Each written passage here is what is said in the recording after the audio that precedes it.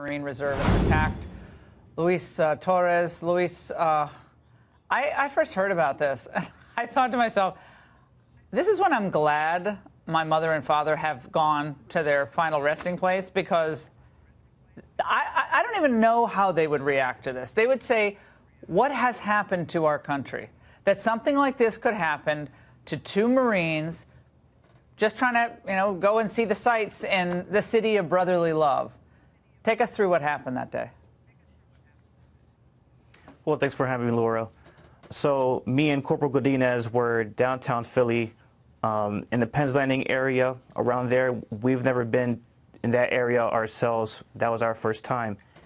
We were with our entire squadron to meet at the Liberty Bell by noon.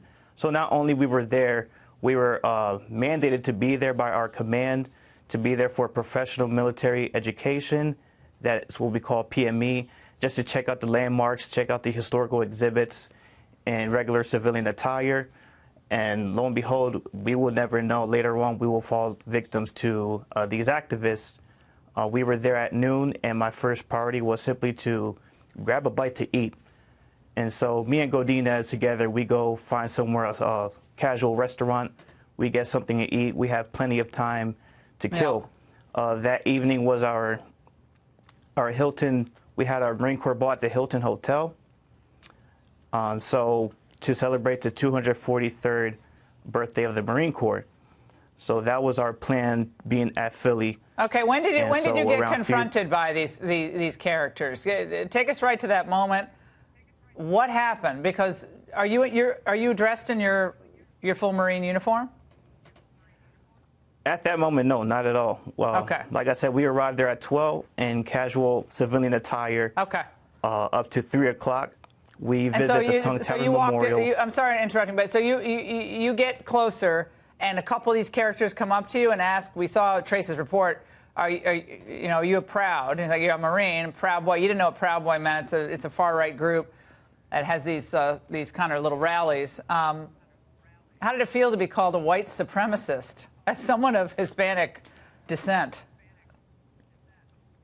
That is extreme irony to us. We found it very ironic and confusing as well. I don't know who would look at us and suppose white supremacist, neo-Nazi, or anything like that. Godinez is Mexican. I am Puerto Rican. Nonetheless, we're two Hispanic Marines on duty that day during duty hours, and to be confronted by white folks not supposing that there is anything racially charged towards us until he asks us, are we Proud Boys? And then later on the crowd just calls us these racial slurs, and then later on calls us racial slurs for being a Hispanic heritage.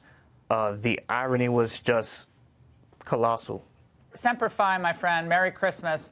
I'm sorry you had to go through this, Thank you. I'm glad you're okay, and give our best to Alejandro. And I know he had a rough go of it, and he's still suffering the results of these injuries. This is Antifa. My gosh, this is the United States of America. Disagree virulently if you want, but not this. This is criminal. This is thuggery, and it's a type of domestic terrorism. Thank you so much. We really appreciate your time.